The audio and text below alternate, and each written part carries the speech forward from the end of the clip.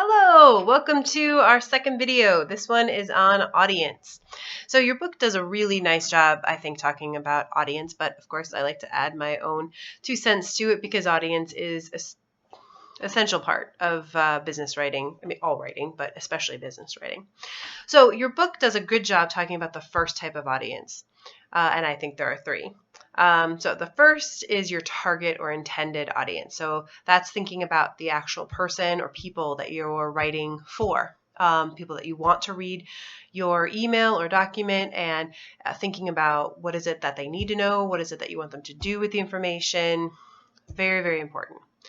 There's a couple other audiences, though, to think about. So the second is your implied audience, and that's the group of people or a person that it may not be who you're writing it initially for, but you know might read it as well. So for example, your textbook is a simple one, right? It's written, the student are the intended audience, but I'm the teacher, the implied audience. And the textbook writer does have to think about the teacher. What kinds of exercises, what kinds of information would be helpful for the teacher to have in there. So when we think about that in terms of business, if you're writing an email to your boss telling her about a new software that you think you should use, well, you want to include all the information, of course, that she's going to need to make that decision. And of course, think about what's the best way to approach her about it, all of those things that your book talks about. But you might also want to think about, okay, so if she agrees to this, what kind of information then would the CFO need, or her boss, to make this decision? Because chances are, or there's a good chance that that might have to happen. Or maybe you write it for your boss, but then she's like, oh, we should forward this to the client. You never know.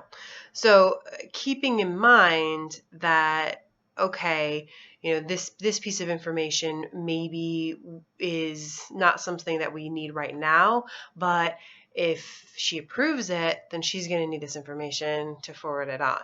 So kind of just keeping in mind maybe other audiences that might end up reading whatever it is that you're writing.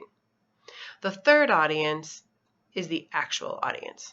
So that, of course, includes your target audience, hopefully, your implied audience, and then anyone else who reads it. In our digital world, we always have to remember that. I mean, just think of it like Facebook, right? You don't want to post anything on Facebook that you wouldn't want other people to see because you post it for your friends. Well, your friends of friends might see it. Their friends might see it. You never know where things get forwarded. And it's the same at the office, right? Any email you send, you never know what could happen to it. Send a document, post a document on a shared drive. I mean, you just don't know what's going to happen. People forward things.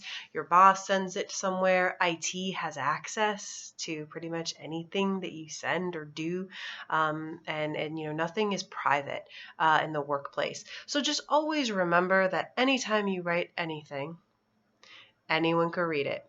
So don't put anything in writing that you wouldn't want the CEO to see. Even SMS, right? Some workplaces will have like a chat function that you can use. People can take screenshots, right? Just like Snapchat. So don't ever put anything in writing that you wouldn't want anyone else to read. All right, so that's my warning, right? I mean, it's a good thing, right? That obviously we can forward stuff. I mean, it makes life easier, but of course it always makes things a little something we have to watch out for. Okay, so that's my 2 cents on audience. Whenever you're writing, just imagine, that you never know who's going to read it, but also keep in mind that target and that implied audience. Okay, have a great week and weekend, and we'll check in next week. We'll be writing our first assignment, which is an email. See you soon.